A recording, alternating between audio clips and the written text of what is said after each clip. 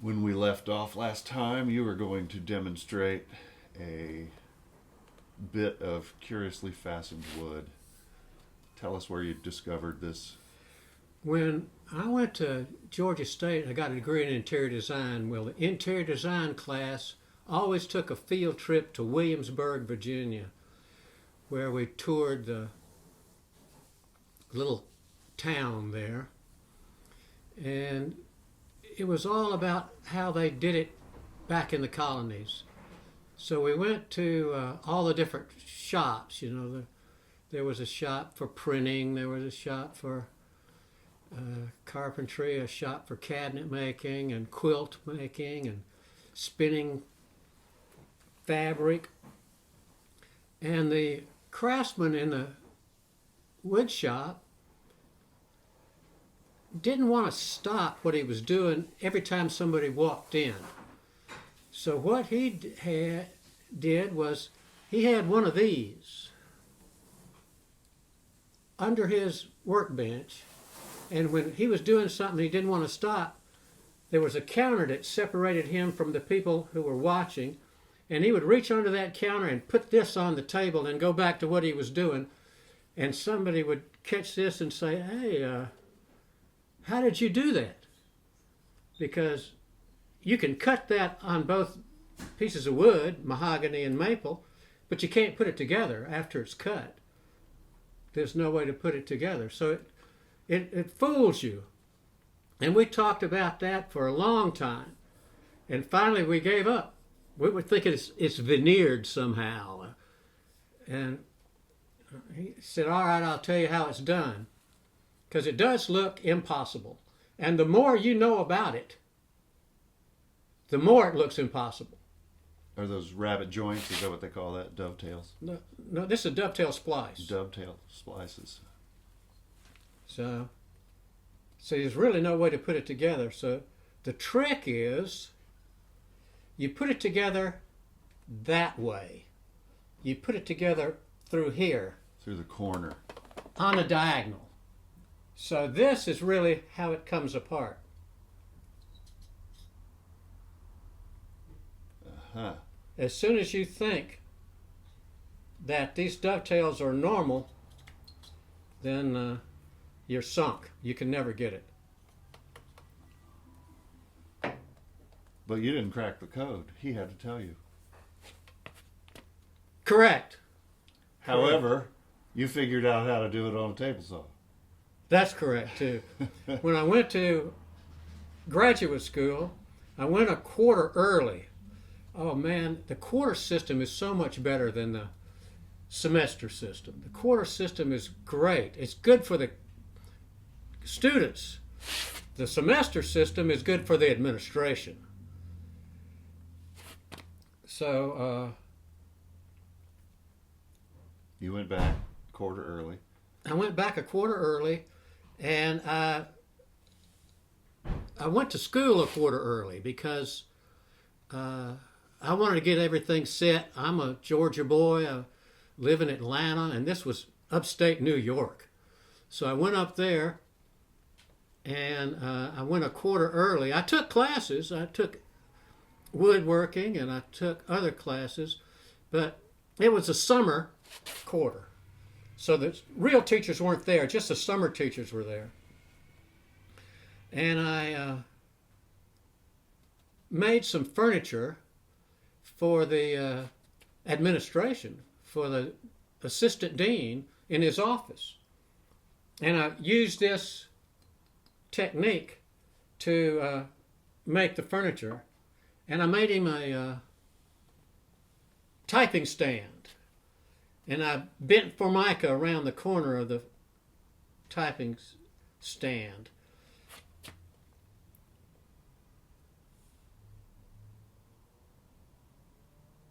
Oh, and you wanted me to tell him about diaphanous leggings. Well, yes, you have said before that one of your pastimes is oogling women that come jogging by. Speak for yourself. Tell me your So, history of that. in my short and sweet lifetime, I have seen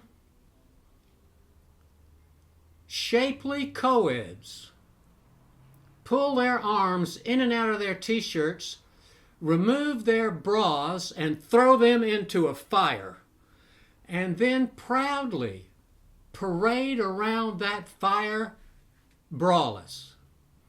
I have seen Daisy Dukes, short shorts, and hot pants. I have seen miniskirts that were no longer than the belt that was holding them up was wide. And in all my born days, I have not seen anything better than diaphanous leggings. They are virtually transparent. And if I was a gentleman, I would explain it to the women. But I'm afraid they'll listen. You don't want them to quit wearing I don't them. want them to quit wearing them. So now is the best time to be alive. You are correct, sir. If in direct sunlight, they're transparent. Amen. You hold them up, and they look like they're opaque, and the girls put them on, they're opaque, but when a girl looks over her shoulder at the mirror, she sees cellulite. She can be 90 pounds, and she still sees cellulite. They all see it. So the leggings are bought purposely a little bit too small because it smooths the cellulite out. But when they're smoothed out and they're pulled apart, you can see right through them. Designed by the devil, perhaps. No, designed by a fraternity boy. All right, well, that will be the beginning of this particular one. And then we're going to switch to the idea of the new religion, the new church. And maybe we'll start on a fresh roll. Well, you are...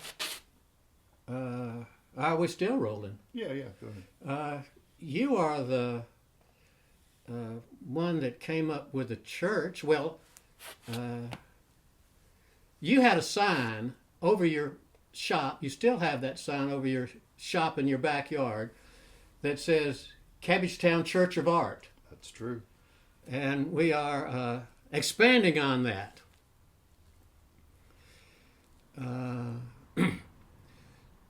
We decided to make a church that was a grocery store church, that you walk down the aisles and you take what you want off the shelf and you leave everything else there.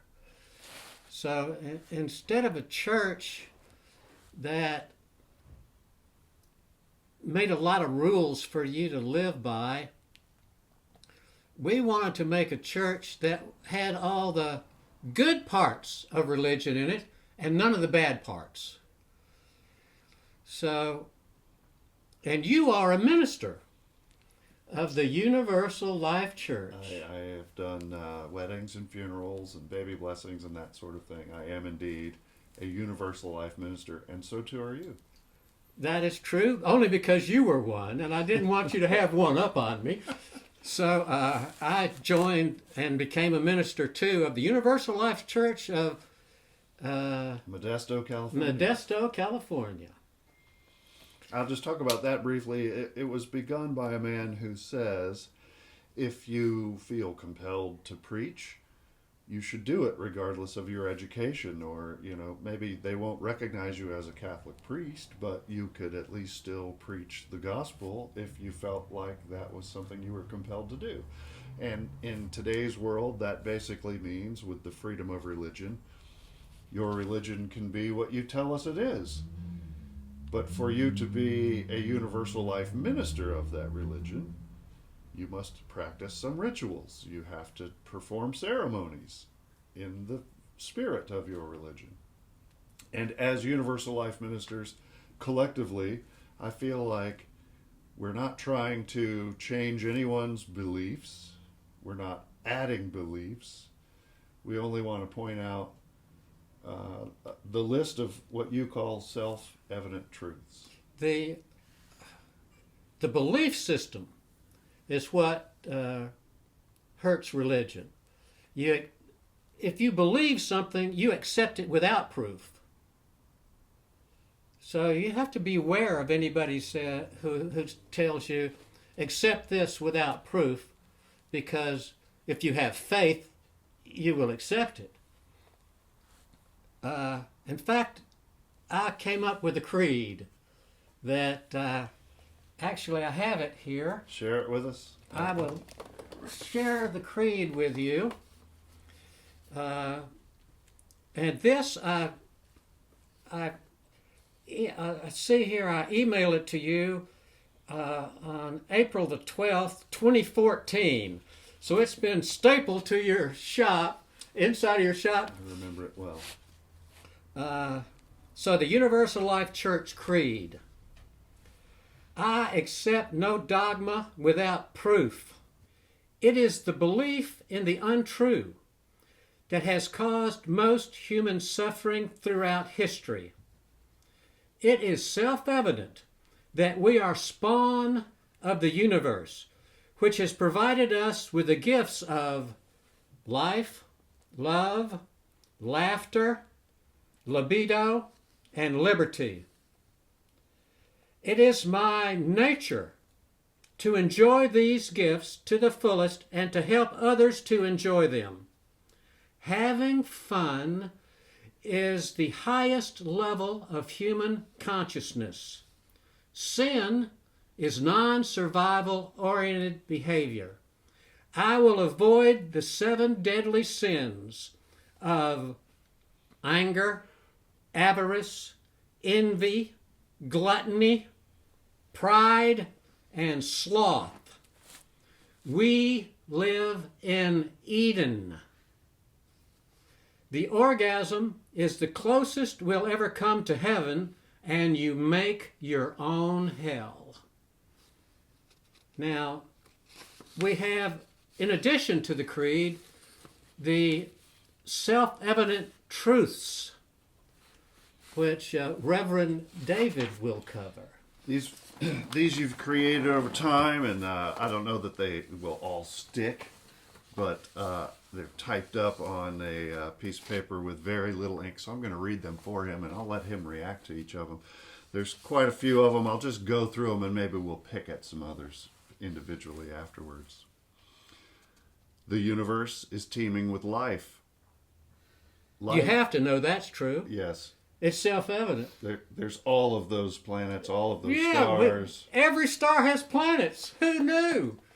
Some group of people might be 100,000 years ahead of us. Some might be a million years behind us in evolution and all those things. But yes, I accept that one for sure. The universe is teeming with life. It's got to be self-evident.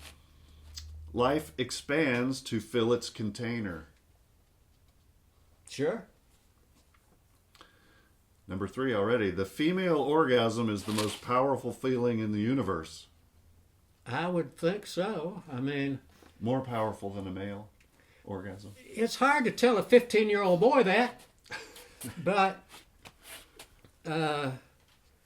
women have 8,000 to 10,000 more nerve endings in their genitalia than a man does.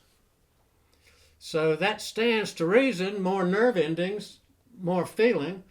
All sex has to do is feel good enough to a guy so he keeps coming back for more. But to a woman, sex has to make her forget the pains of childbirth. And, when you get a woman good and hot, she's out of her mind. That, I guess, I've never seen a man lose his shit like that. A woman can lose her shit, I suppose. We'll go on. There is no place in the universe where the laws of physics do not apply. I would think that's self-evident. Anywhere you go, the laws of physics will be the same. Now, we have quantum physics guys who might argue with that. Right. But can we go there? I mean, Quantum entanglement, and what's that all about? And is that a law of physics, or is that just a theory? I would say the laws of physics apply to every place in the universe.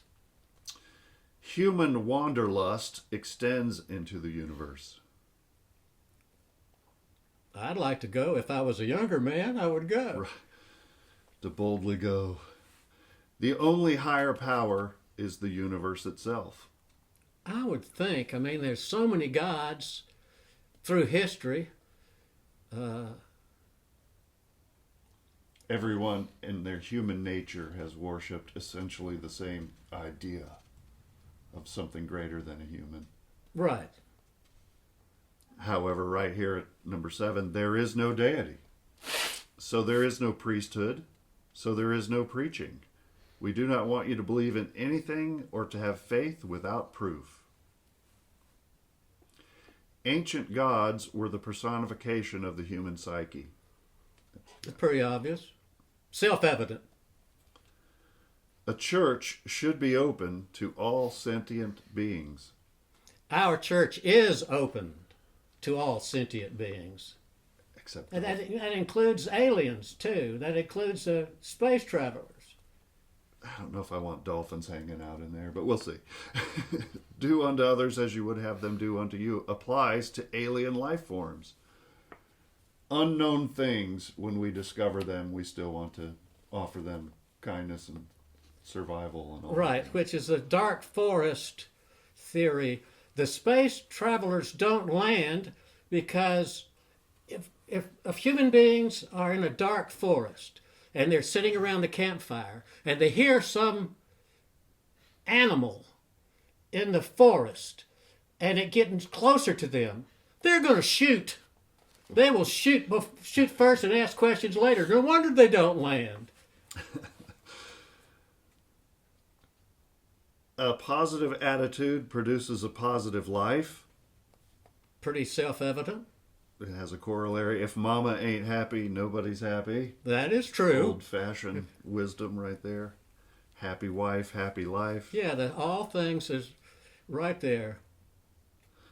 A man will always leave an angry woman. A man will never leave a happy woman.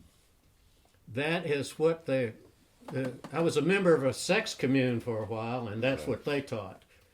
They taught that a man would always leave an angry woman. A man will never leave a happy woman. Is that a self-evident truth, though? If I think about it in my past life, it's true. Okay. How long are you going to hang around with an angry woman? I mean, good heavens, you come home from work, what the last thing you want to find is somebody angry. Yeah. Amen. The goal in life is not happiness, but contentment.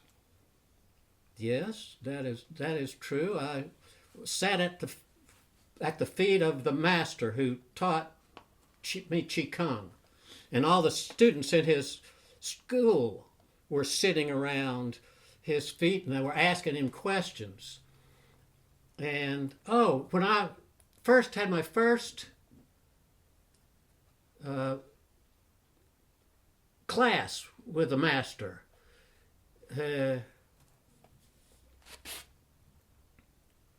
he asked me, why do I want to learn Qigong? And I said, to be happy and to be healthy and to lead a good life. And he corrected me. And he said, no, happiness, like sadness, comes and goes in life. Contentment is what you want. He said actually tranquility, but he was Chinese, and I took it to mean contentment. Peace in your body, yeah. Number 16, interestingly, is blank. I don't know if you cross that one off later, but I'd love to see the list of some of the ones you got. Yeah, 16 is jailbait. To be truly content, you must do anonymous good. Yes, and in our Church of Art, the anonymous good will have a fund and will contribute to the fund that will be granted or given freely to artists who need material. If they have most artists have some garret or studio that they work in, and they can eke out a living, but they are short on money for material. So they can apply to the Church of Art, and we will give them grants to buy material. We will actually buy the material for them. Artists aren't trustworthy. Many a truth is spoken in song and just. Jest. Many a truth is spoken in jest, and many a truth is spoken in song. We should pay more attention. Ah, I see. Secrets hurt the keeper. Well, that's pretty. Ask any psychologist. The laying on of hands has curative powers. Yeah, I think so. I think it's pretty self-evident that there's some electrical energy. We're continuing on. I notice a lot of these have to do recently with healing and curative powers and blah, blah, blah. In fact, the next one, a positive attitude aids healing. I think so. I think you can ask any medical professional and he will tell you that's true. A lot of doctors will tell a story where they send someone out of their office with really bad news about only being able to live 6 months, but that person goes with the attitude of I'll show him, and they continue, they heal despite the science, et cetera, et cetera. Most maladies can be cured with a change in diet. That is true. That's what Hippocrates told his students. That's what he taught his students. There is great healing power in laughter. You know that's true. Life is too short not to laugh your way through it. I think so. Safe sex is a good thing, quite simply. Safe sex is a good thing. I would think that one of the things that religion does is it suppresses sex. Sex is bad. You're not supposed to enjoy sex. It's supposed to be only for procreation. And that's not true. Right. And they put such sin on it, that sex is sinful and is wrong, and you shouldn't do it. And a 15-year-old boy who just finished masturbating is going to hell if he dies. Yes. Social interactions strengthen the bond between people. Yeah, that's pretty self-evident. Safe sex is a pair bond adhesive. Yeah, that's pretty true. You and your partner ought to have good That's sex. why they call it making love, because if you don't love them to start with, you love them when they're sober. If you are unhappy in your sex life, simply ask for what you want. That's one thing that Commune taught. They taught a course called Advanced Sensuality, and it boiled down to that. Just come out and ask for it. Mm-hmm. Men are turned on through their eyes. Women are turned on by their ears. Yes, I would think. Okay. Just keep going on that one.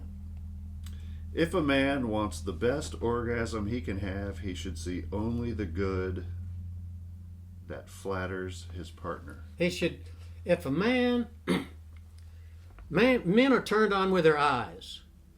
So if you're having a due date with a girl or something, then don't look at the pointed elbow. Look at the slender waist. Don't look at the pot belly. Look at the huge boobs. See only the good. Only the good aspects. Don't dwell on the bad aspects.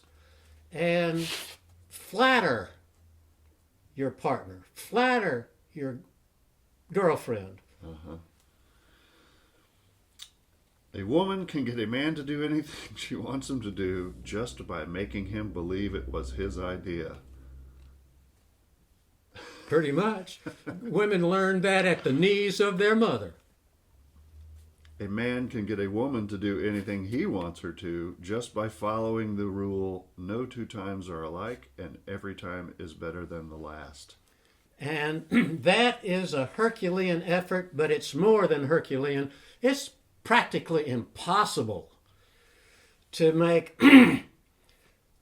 every time different than the last. But technically, no two things are alike anyway. So you could make every time different than the last, and making every time better than the last is the hard part. So if all the guy has to do is make a good try at that, and he will control her. Okay. Thoughts of anxiety and depression can be banished from the mind with thoughts of gratitude. Thoughts of gratitude will push all of those negative thoughts and feelings away. When you start Qigong, you bow to the past masters. You fill your heart with gratitude to the past masters. And fill your heart with gratitude to Sifu Yi, who was the first master to teach it to everyone who wanted to learn. Before then, it was only taught to Cantonese who were from a particular tribe called Hakka. But that's a long story. I'll tell you that later. You're not against medications for anxiety and depression, though, are you? Or... No, not really. Right. Okay. I'm not against Western medicine. I'm not against Eastern medicine. Okay. The purpose of life is to serve the greater good. The Google researchers, when they were working on a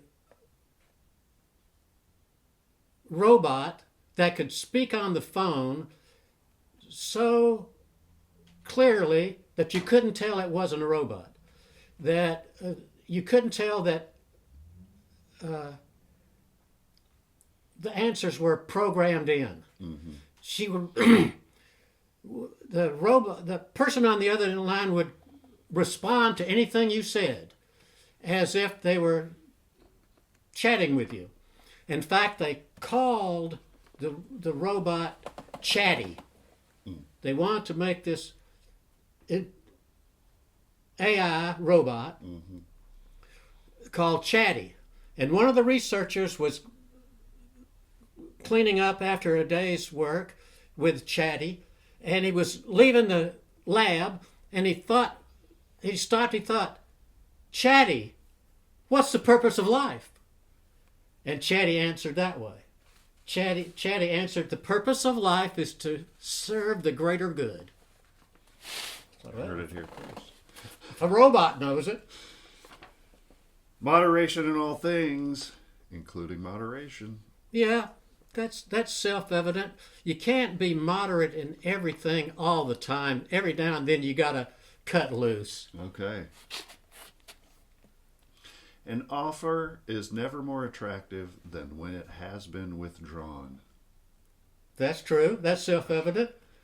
Don't you think? Yeah, how many times have you kicked yourself for not selling that old thing someone wanted? Yeah, I totally get that. The secret to success is taking advantage of every setback. Now that is not cut your losses. Everybody knows to cut their losses. That's pretty easy to understand. But taking advantage is you're better off after the setback than you were before it. Figure out some way to turn this whole thing around so you're better off afterward than you were before it. That which didn't kill you makes you stronger. That is correct, sir. Yeah. And no matter how bad your situation, there is always something you can do to improve it. It's pretty self-evident. True. Don't lay around saying, woe is me, woe is me. Right. Wrap a blanket around your shoulders. That helps all the time. Think of safe sex this way. Foreplay is the prayer, orgasm is a glimpse of heaven, and afterglow is true contentment. Well, we're getting to the area where it might not be self-evident, but that's self-evident to me. Those are the greatest things you know. If you put them in that order, you'll achieve the afterglow of post-coital pleasure. Disbelief is a good thing. Yeah, disbelief is not a bad thing. Disbelief is good. It's the scientific method. Yes. Worry is a futile exercise, so instead of goodbye, we say no worries. No worries. That is kind of self-evident. People who say no worries are rarely happy people. It's like an island thing, right? It's like Jamaica, no worries kind of a thing. I don't know. Jamaica? No, I didn't even kiss her. Since the delivery room, women are taught to be attractive.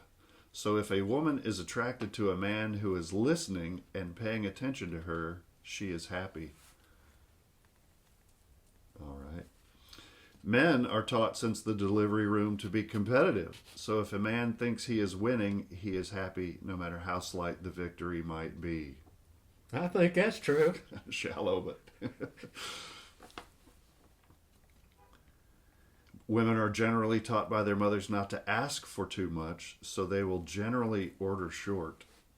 Yeah, a woman doesn't, when she wants something, she will tell you, but you got to realize that she's only asking for part of it. She doesn't want to ask for too much. When a woman asks for a stick of gum, she wants the whole pack. Wow. Okay, we might circle that one, get back to that one later. Humans have a subconscious genetic memory. I think so. It is self-evident if you know the paramecium experiment, where they grow paramecium in a tank, and they shock them every time they turn a light on. When the shock happens, the paramecium will curl up. But after a while, if you quit shocking them and just turn the light on, they curl up. Right. You can take those paramecium that you've trained, dry them out, grind them up, feed them to other new paramecium. Okay. And those paramecium, you turn the light on them and they curl up. Like a past life, people say they can remember a past life, and people take that and say, well, this incarnation. But it's just genetic memory. That's why a 6-year-old can go to a piano and play Beethoven. He's not a savant or anything like that. He just has a genetic memory. His grandfather played the piano, and he knows it. Well, that's interesting. I do see a thing with, like, for example, phobias. If you're afraid of snakes, that might be good if you're in a society where you could easily die by a snake bite. And so no one teaches you to be afraid of snakes. Some people just simply are. That's a genetic memory, I would think. It's a survival technique. Yeah, there's a lot of mothers who teach their kids not to go around snakes. Yeah. You could be afraid of the first snake you ever encountered, though. That's what I'm saying. It's funny, if you see a snake at the base of a tree, you see a snake at the base of the tree, every time you see that tree, you remember that snake. That's true.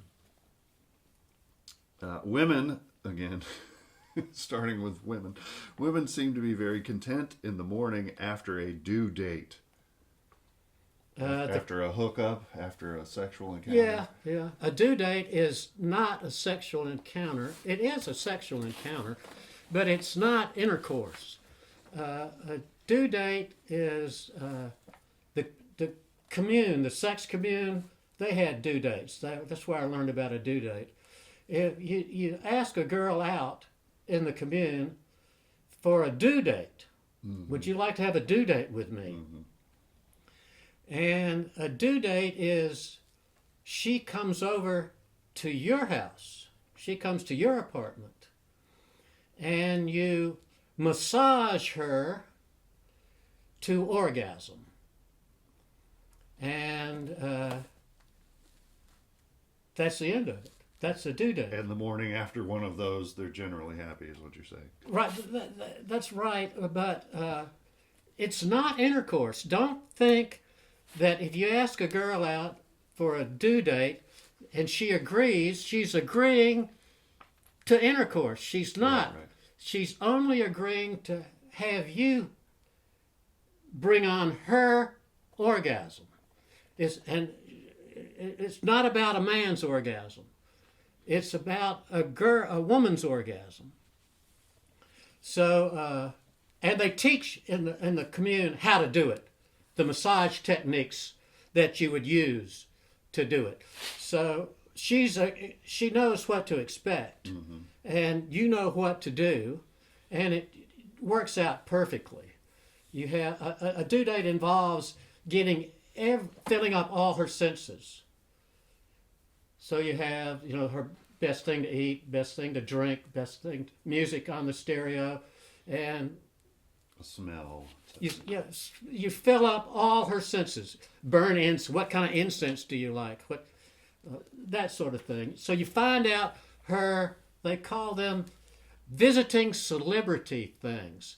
If you had a visiting celebrity, then you'd want to have the green jelly beans that she loves in a bowl beside, or everything they want is supposed to be right there. There you go. You're supposed to clean everything up too. A guy is supposed to clean up.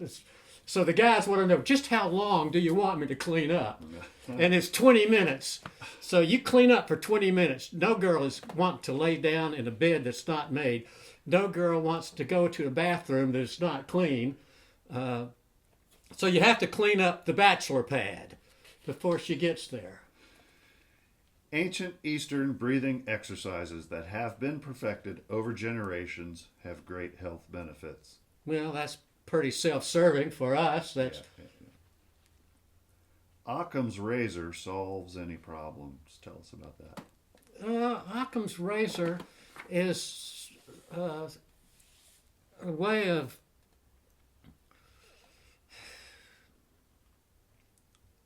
figuring out problems. If Occam's razor is more or less, if you're presented with a complicated problem and you have several theories that might solve that problem for you, the simplest solution is the best one. The simplest solution is the one that's right. So if you turn on a light switch and the light doesn't come on, well, that's a problem. So don't think that there's something wrong with the switch. It's a burned out light bulb.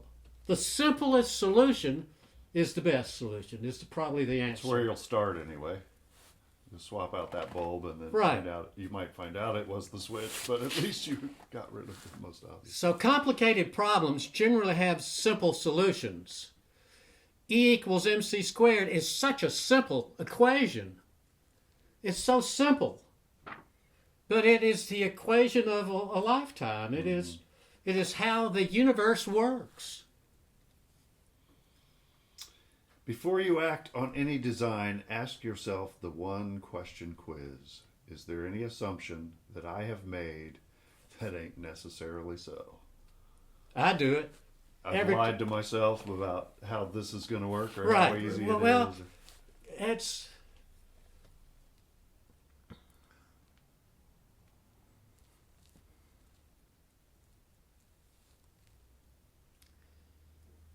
It's always the simplest thing. The Matt Grant,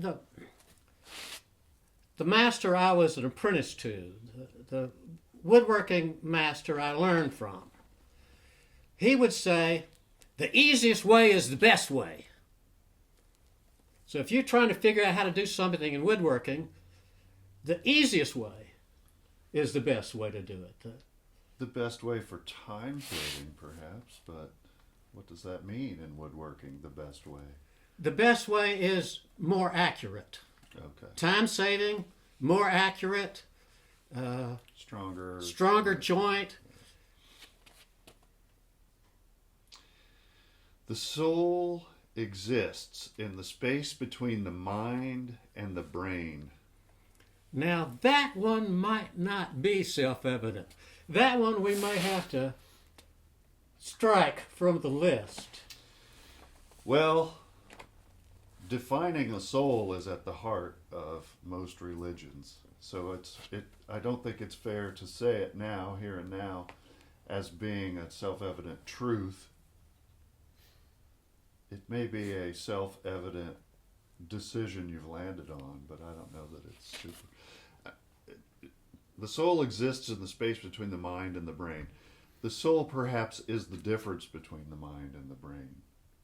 The brain is a hardware piece, and the mind is the usage of that hardware. That's true.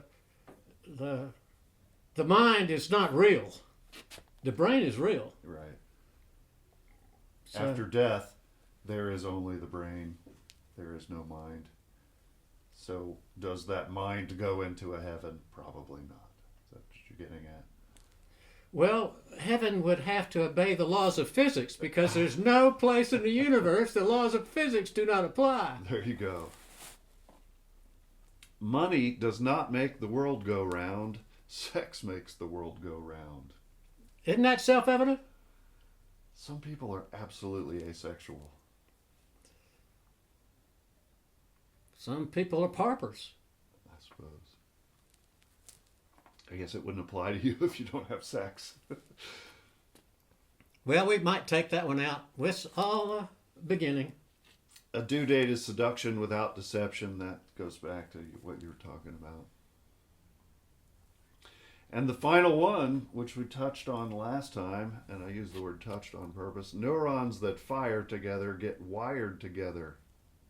The erogenous zones on a woman's body can be connected together by a synchronized massage to the clitoris and the other erogenous zones. That's what the sex commune taught. They had stories about girls in California who could orgasm when their boyfriend snaps their fingers.